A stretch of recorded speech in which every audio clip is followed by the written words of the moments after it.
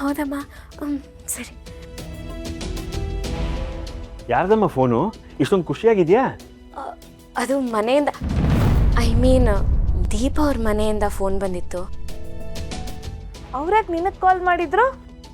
ಚಿರಾಗ್ ನಮ್ಮ ಮದುವೆ ಆದಾಗಿಂದ ಅವ್ರು ನನ್ನನ್ನು ಮಗಳ ಥರನೇ ನೋಡಿದ್ದಾರೆ. So I am very close. ಏನಂತ ಅವ್ರದ್ದು? ನರಸಿಂಹಣ್ಣ ಮಾಡಿದ ಕೆಲಸ ನ್ಯೂಸಲ್ಲಿ ಬರ್ತಿದ್ಯಂತೆ, ಅದನ್ನು ಹೇಳೋಕ್ಕೆ ಕಾಲ್ ಮಾಡಿದ್ರು. ಏನು ನಮ್ಮ ನರಸಿಂಹನ್ ಬಗ್ಗೆನಾ? ಹೌದು. ಒಂದು ನಿಮಿಷ ಹಾಕ್ತೀನಿ. Breaking news. ಚಿಕ್ಕಮಗಳೂರು ಹಾಸನ ಸಮೀಪದ ಕಾಲೇಜ್ ಹುಡುಗಿರ ಮಿಸ್ಸಿಂಗ್ ಕೇಸ್ ಸಾಲ್ವ್ ಮಾಡಿದ young and dynamic officer Narasimha and ಟೀಮಿಂದ ಬೃಹತ್ ಡ್ರಗ್ ಜಾಲ ಪತ್ತೆ. ನೋಡಮ್ಮ, ನರಸಿಂಹ ಎಂತ ಒಳ್ಳೆ ಕೆಲಸ ಮಾಡಿದ್ದಾನೆ. ಎಲ್ಲರೂ ಅವನ್ನ ಕುಡ್ಕ ಸೋಂಬೇರಿ ಅಂತಿದ್ರು. ಈಗ ನೋಡು, ವಾವ್, ಹ್ಯಾಟ್ಸ್ ಆಫ್.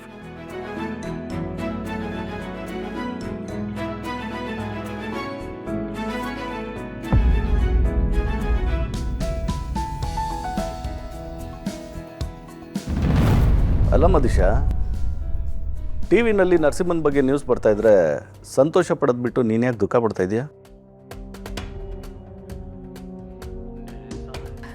ಏನಿಲ್ಲ, ದೀಪ ಅವ್ರು ಇದ್ದಿದ್ರೆ ಇದನ್ನ ನೋಡಿ ತುಂಬ ಖುಷಿ ಪಡ್ತಿದ್ರು ಅಂತ ನೆನ್ಸ್ಕೊತಿದ್ದೆ.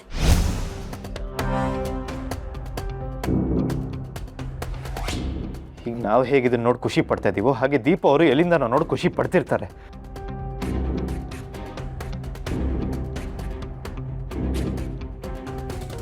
Disha, what is this?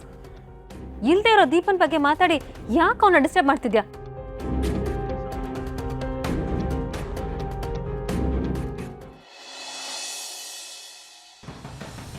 ಅಲ್ಲ, ಸೌಂದರ್ಯ ಅವರು ಕನ್ಸೀವ್ ಆಗೋಕ್ಕಾಗಲ್ಲ ಅಂದರು, ತಾಯಿ ಆಗ್ತಿದ್ದೀನಿ ಅಂತ ಎಲ್ಲರ ಹತ್ರ ಯಾಕೆ ಸುಳ್ಳು ಹೇಳ್ತಿದ್ದಾರೆ? ಅದನ್ನೆಲ್ಲ ನಂಬ್ತಿದಾರಲ್ಲ ಇವರು. ಅದೇ ಅಕ್ಕ, ಅವ್ರು ಸುಳ್ಳು ಹೇಳ್ತಿದ್ದಾರೆ. ಅವ್ರ ತಾಯಿ ಆಗೋಕ್ಕಾಗಲ್ಲ, ಅವ್ರ ಮಕ್ಕಳೇ ಆಗಲ್ಲ ಅನ್ನೋ ಸತ್ಯ ನಮ್ಮಿಬ್ರು ಗೊತ್ತು. ಆದರೆ ಅದನ್ನು ಸಾಬೀತು ಮಾಡೋಕ್ಕೆ ನಮ್ಮ ಹತ್ರ ಯಾವ ಸಾಕ್ಷಿನೂ ಇಲ್ಲ. ಅದಕ್ಕೆ ಅವ್ರು ಅಷ್ಟೊಂದೆಲ್ಲ ಬೀಗ್ತಿರೋದು. ಆದರೆ ನನಗೊಂದು ಅರ್ಥ ಆಗ್ತಿಲ್ಲ ದೀಪ. ಈಗೇನೋ ಅವರು ತಾಯಿ ಆಗ್ತಿದ್ದೀನಿ ಅಂತ ಸುಳ್ಳು ಹೇಳ್ತಿದ್ದಾರೆ, ಆದರೆ ಆ ಸುಳ್ಳನ್ನ ಅವ್ರು ಹೇಗೆ ನಿಜ ಮಾಡ್ತಾರೆ?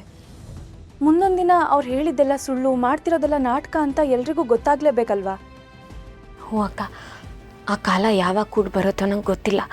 ಆದರೆ ಅವ್ರ ವಿರೋಧ ಎವಿಡೆನ್ಸ್ ಕಲೆಕ್ಟ್ ಮಾಡೋಕ್ಕೆ ನನ್ನ ಮನೆ, ಆಸ್ಪತ್ರೆ ಅಂತ ಸುತ್ತಾಡ್ತಾನೇ ಇದ್ದೀನಿ. ಆದರೆ ಅವ್ರು ನನ್ನನ್ನು ಮೀರಿಸಿ ಗೆದ್ದುಬಿಟ್ರು. ಸತ್ಯನ ಸೋಲಿಸಿ ಗೆಲ್ಲೋದು ಗೆಲುವು ಅನ್ನಿಸ್ಕೊಳ್ಳಲ್ಲ ದೀಪ. ಇವತ್ತಲ್ಲ ನಾಳೆ ಸುಳ್ಳಿನ ನಾಟಕ ಹೊರಗೆ ಬರಲೇಬೇಕು.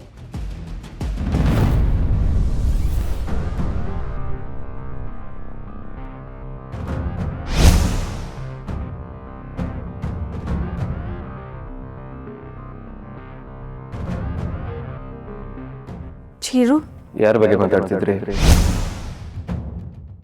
ಯಾರು ಸುಳ್ಳಿನ ನಾಟಕ ಹೊರಗೆ ಬರಬೇಕು ಅಂತಿದ್ರಿ? ಚಿರಾಗ್, ಅದು ನಾವು ರಾಹುಲ್ ಬಗ್ಗೆ ಮಾತಾಡ್ತಿದ್ವಿ. ಬಿಟ್ಟು ಹೋಗಿರೋನ್ ಬಗ್ಗೆ ಯಾಕೆ ಮಾತಾಡಬೇಕು? ಅವರು ಯಾವ ಕಾರಣದಿಂದ ಅಕ್ಕಂಗೆ ಮೋಸ ಮಾಡಿದ್ದಾರೆ, ಅವ್ರಿಗೆ ತಕ್ಕ ಶಿಕ್ಷೆ ಆಗಬೇಕು ಅಂತ ಮಾತಾಡ್ತಿದ್ವಿ.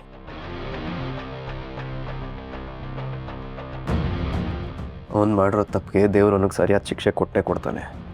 ನೀನು ಅವನ ಬಗ್ಗೆ ತಲೆ ಕೆಡಿಸ್ಕೋಬೇಡ. ನಿನಗೆ ಏನು ಕೆಲಸ ಮಾಡೋಕ್ಕೆ ಇಷ್ಟನೋ ಅದರಲ್ಲಿ ನೀನು ತೊಡಗಿಸ್ಕೊ. ಲೈಫಲ್ಲಿ ಬ್ಯುಸಿ ಆಗು. ಆಗ ನಮ್ಮ ಮನಸ್ಸಲ್ಲಿರೋ ನೋವು, ಬೇಸರ ನಮಗೆ ಗೊತ್ತಿಲ್ಲದೆ ಮರೆಯಾಗೋಗುತ್ತೆ.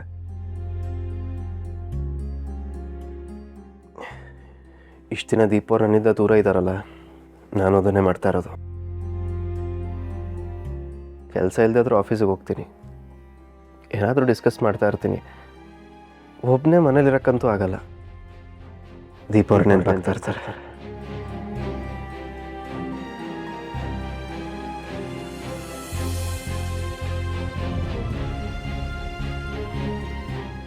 ಸಾರಿ, ನಿನ್ನ ವಿಷಯ ಮಾತಾಡೋಕೆ ಹೋಗಿ ನನ್ನ ವಿಷಯ ಹೇಳ್ಕೊಳಕ್ಕೆ ಬಂದೆ. ಸಾರಿ. ಅಚ್ಚು, ನಿನಗೇನೇ ಸಹಾಯ ಬೇಕು ಅನ್ಸಿದ್ರು ನನ್ನನ್ನು ಕೇಳು. ನನ್ನ ಕರ್ತವ್ಯ ಅಂದ್ಕೊಂಡು ಮಾಡ್ತೀನಿ. ನೀನು ಖುಷಿಯಾಗಿರಬೇಕು, ಅದು ನನಗೆ ಮುಖ್ಯ. ಬೆಳಗ್ಗೆಯಿಂದ ಗುರು ಅಣ್ಣ ಕಾಣಿಸ್ತಿಲ್ವಲ್ಲ, ಎಲ್ಲಿ? ನಾನೇ ಅಣ್ಣನ ಅದಕ್ಕೆನ ಔಟಿಂಗ್ ಕಳಿಸಿದ್ದೀನಿ. ಏನು ವಿಶೇಷ? ಏನಚ್ಚು ಹಿಂಗೆ ಕೇಳ್ತಾ ಇದೆಯಾ? ಅದಕ್ಕೆ ಕನ್ಸೀವ್ ಆಗಿದ್ದಾರೆ. ಮದುವೆಯಾಗಿ ಎಷ್ಟೋ ವರ್ಷ ಆದಮೇಲೆ ಅದಕ್ಕೆ ತಾಯಿ ಆಗ್ತಾ ಇದ್ದಾರಲ್ವಾ, ಹೋಗ್ತಾ ಹೋಗ್ತಾ ಅವ್ರು ಆಚೆಲ್ಲೂ ಓಡಾಡಬಾರ್ದು, ಮನೇಲೇ ರೆಸ್ಟ್ ಮಾಡಬೇಕು ಅನ್ನಂಗೆ ಆಗುತ್ತಲ್ವ. ಸೊ ಈಗಲೇ ಅವರಿಬ್ಬರು ಕ್ವಾಲಿಟಿ ಟೈಮ್ ಸ್ಪೆಂಡ್ ಮಾಡಲಿ ಅಂತ ನಾನೇ ಅವರಿಬ್ಬರಿಗೂ ಚಿಕ್ಕಮಗಳೂರಲ್ಲಿ ರೆಸಾರ್ಟ್ ಬುಕ್ ಮಾಡಿ ಕಳಿಸಿದ್ದೀನಿ. ಯಾಕಚ್ಚು, ನಿಂಗೆ ಅವರಿಬ್ಬರು ಔಟಿಂಗ್ ಹೋಗಿರೋದು ಇಷ್ಟ ಇಲ್ವಾ? ಇದರಲ್ಲಿ ನಾನು ಇಷ್ಟಪಡೋಂಥದ್ದು ಏನಿದೆ? ಅಂದರೆ ಅದಕ್ಕೆ ತಾಯಿ ಆಗ್ತಿರೋದು ನಿನಗಿಷ್ಟ ಇಲ್ವಾ? ನಿನಗೆ ಖುಷಿ ಕೊಡ್ತಲ್ವಾ? ಹೌದು, ಖುಷಿನೇ. ಸರಿ, ನೀವಿಬ್ರು ಮಾತಾಡ್ತೀರಿ, ನಾನು ಆಮೇಲೆ ಸಿಗ್ತೀನಿ. ಯಾ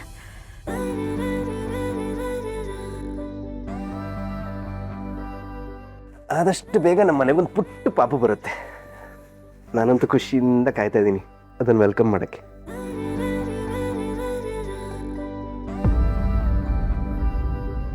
ಚಿರು, ನಾನೀಗ ಹೇಳ್ತೀನಿ ಅಂತ ನೀನು ತಪ್ಪು ತಿಳ್ಕೊಬೇಡ.